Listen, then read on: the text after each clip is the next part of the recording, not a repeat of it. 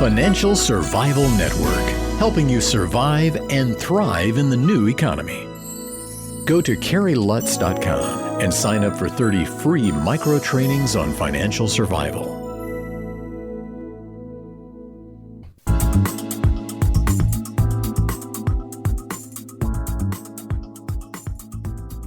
We're hearing a lot about the euro collapsing, bank runs potentially, and eventually government collapses. All of this has to figure in with the price of gold, silver, precious metals. And when we're talking precious metals, there's no better person to talk to than James Turk, friend of the show. Hey, James, welcome back to the Financial Survival Network. Thank you, Carrie. It's always a pleasure to speak with you. Likewise. And we are going through some interesting times right now, aren't we? Yeah, we really are. You're talking about the situation over here in Europe, and, the situation in Greece is just horrible. It really is a Great Depression. I'm 65, so, I didn't live through the Great Depression in the U.S., but I learned a lot from my parents who were in their 20s at the time. There were three characteristics, I think, that really stand out about the U.S. Depression. One is that the Dow Jones Industrials went down 90%. The Greek stock market is down 90%. Secondly, the unemployment rate in the U.S. is generally considered to be about 25%, and that's the Greek unemployment rate at the moment. And the third thing is that the money in the banking system in the U.S. during the Great Depression declined by about a third. And right now, the Greek money supply has declined about a third, and it's continuing to decline because of bank runs, which I guess is the fourth characteristic that marks the U.S. Depression. It's the same thing that's happening in Greece, and it's starting to accelerate. And the interesting thing, Carrie, is the problems that Greece had were perhaps the most severe in Europe in terms of the debt and the poor economy and the overvalued currency and all of the other issues. But it was not alone. And the question now is Greece a precursor for what's going to happen in some of the other weak European countries? And, people are starting to talk about Spain. Portugal's already gone through a bailout, but, Spain and even in the background, Italy everybody is starting to talk about. It's definitely something that everybody needs to be concerned about because it affects all of us on the globe here because it's a global economy. Hate to use cliches. And it's funny that you talk about the Great Depression because my parents, I'm 54. My parents, I guess, were probably a few years younger than your parents in the Great Depression. But that and World War II were the defining events of their lives. And on the one hand, my father's family was well off, lost everything. My mother's family, my grandfather was out of work for 6 months. And then when they started with all the public works programs, they needed somebody who was honest and could actually get jobs done ahead of schedule and under budget so that some of them would get done and they could steal on the rest of them. So my grandfather never had a worry after 6 months. He always had a job running other construction jobs. You heard the stories, the people selling apples on the corner, the food lines, all that. Obviously, we didn't have food stamps or their electronic equivalent then, but we're seeing food lines in Greece, and that is really disconcerting because that is not a country that there's ever been any measure of hunger in before. Yeah, exactly right. And the other thing that's happening is a lot of the people who had been living in the cities are going back into the country to live with, family and relatives on, the historic family property, turning once again to farming or perhaps even fishing, just simply because life in the cities has become too brutal, too impossible, too difficult. So, again, the worrying thing is, how is this all going to play out? And, what's going to be the impact on the rest of Europe? But one thing that seems clear, Carrie, is that the euro in its present form is not likely to survive. It's going to change. And, obviously we don't know how it's going to change, but it's unsustainable. And unfortunately, the politicians just don't have the message yet. And the Eurocrats in Brussels, they don't have the message, but the euro in its present form has to change. Yeah, it's funny. The politicians think if you want to find out about money, you go to a banker and they'll tell you what to do.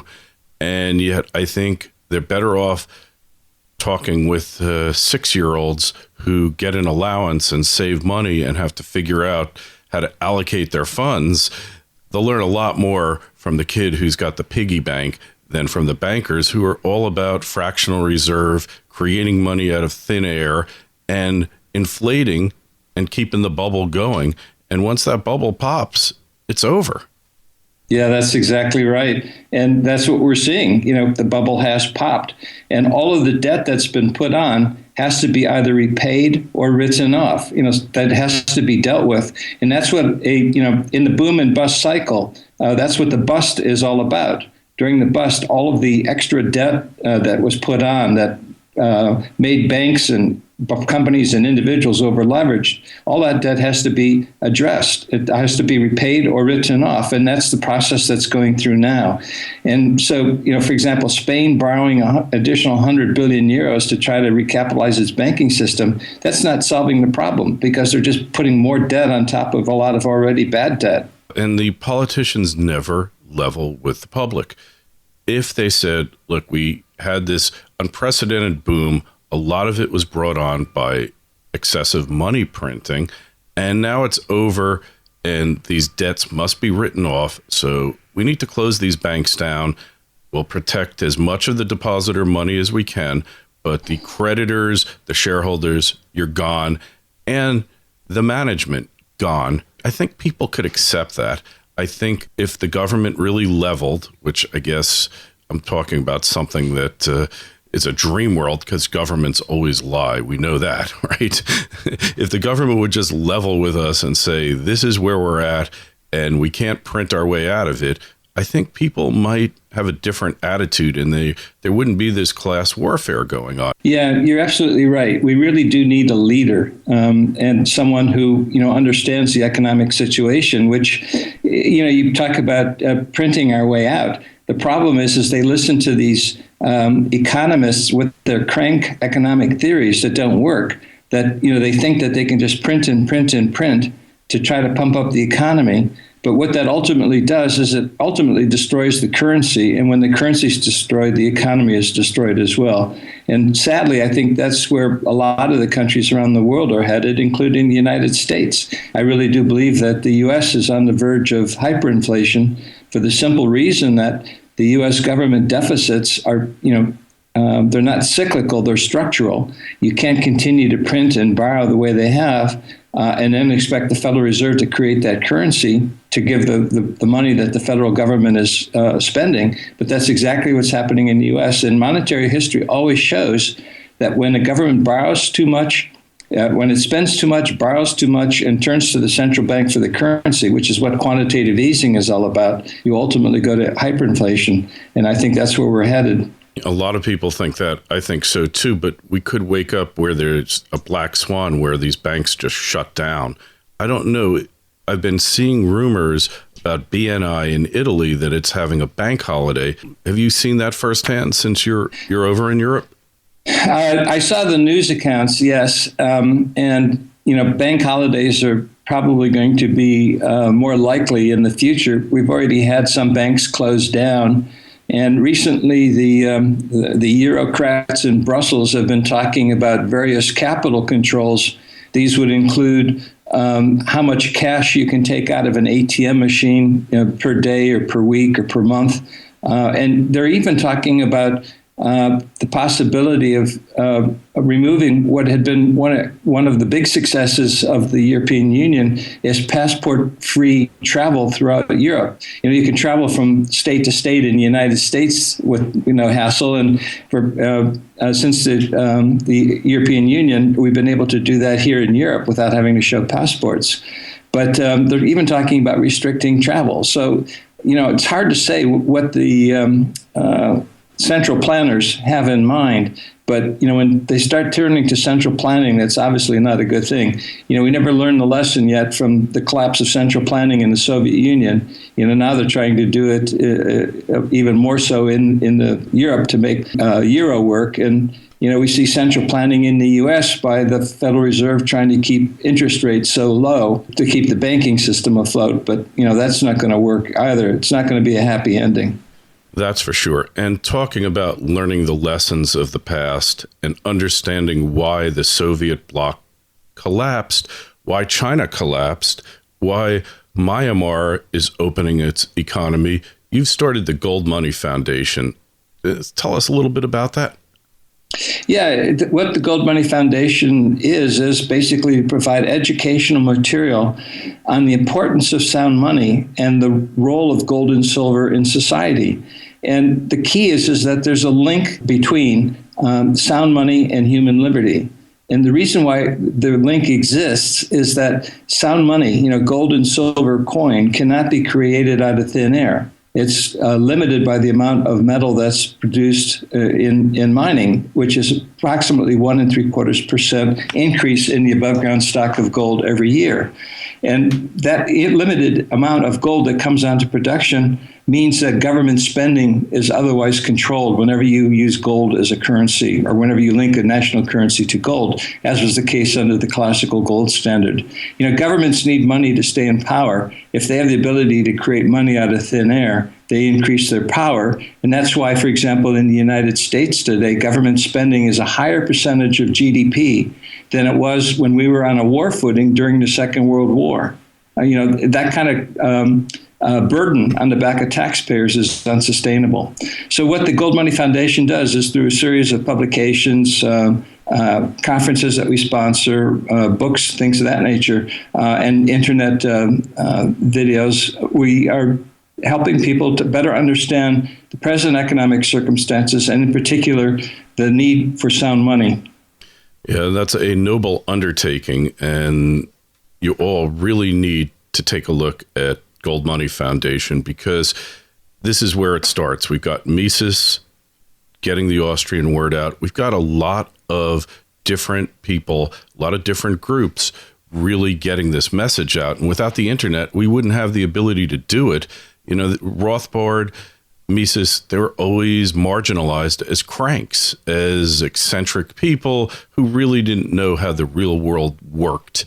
And yet here we are, James, almost 100 years to the day after the Federal Reserve was created, and everything that they have said, all the predictions they made, and mind you, not on a timetable, because human nature, human action doesn't follow a timetable, but every single thing they said, collapse, government, totalitarianism, all these things that they predicted, here we are, 2012, on the eve of the 100th anniversary of the Fed, and it's all coming to pass. Yeah, you're absolutely right, Kerry. In fact, when I graduated from school, I learned all of the Keynesian nonsense. And when the gold price started rising back in the late 1960s, I realized that what I learned in school was wrong, or gold was very overvalued. And I started reading everything I could get my hands on to try to get an explanation as to, why the gold price was rising, and stumbled across von Mises, who I'd never even heard of in school. And then that led to Rothbard and all of the other great writers of the Austrian school. So, since the early 1970s, I've been on the right road to understand how the world really works. The Austrian school really understands the interrelationships in society, and in particular, the role of money and banking in our society. Absolutely. And just if I could tell a little anecdote from my college years and how I became aware of sound money, I saw a special with Rose and Milton Friedman, Free to Choose, which even though Friedman was a monetarist, he did believe somewhat, at least he said he believed in free markets. So it set me down the path and I got into economics. I wanted to major in economics. I went to Pace University. The first course in macro was fine. Then I had micro, and this guy, his main concern was unionizing the faculty of Pace University. And I said, the guy's a communist. What can I possibly learn from him? So I just dropped the econ major, but I kept reading those books. Then in the 80s and 90s, the economy seemed to be functioning properly. And I said, well, maybe these guys are wrong, or they're probably right, but somehow we figured out a way to put it off. Then we hit 2007, the real estate boom, and I knew it was busting because Vegas, every taxi cab had a sign on it, $693 a month, 3-bedroom, 2-bath, townhouse, no money down, interest-only mortgage. And I said, it's over because they're paying people to take these houses now. And here we are in 2012. It's all come to pass. And hopefully enough people will hit Gold Money Foundation and Mises.org and so many others now that are out there and start figuring this stuff out, because 99% of the world, James, is ignorant about what we're talking about this very moment, and it's really frightening. Yeah, you're absolutely right. But, people are figuring it out. They are moving to gold. They are moving to silver. They are moving out of the promises of government into tangible assets. And I think that trend will continue. And hopefully, people will be prepared for an uncertain future by, accumulating gold and silver as their savings. Just one further note. Europe surprises me because they've bought into the paper wealth meme. And a lot of Europeans who are traditionally metals-oriented investors don't seem to be getting it now. It's just surprising to me. Yeah, it's surprising. But again, the colleges in the U.S. weren't the only place that had communist professors. There are a lot of communist professors over here in Europe, too. So, the process that you and I have gone through, there are a lot of people going through that same process right now.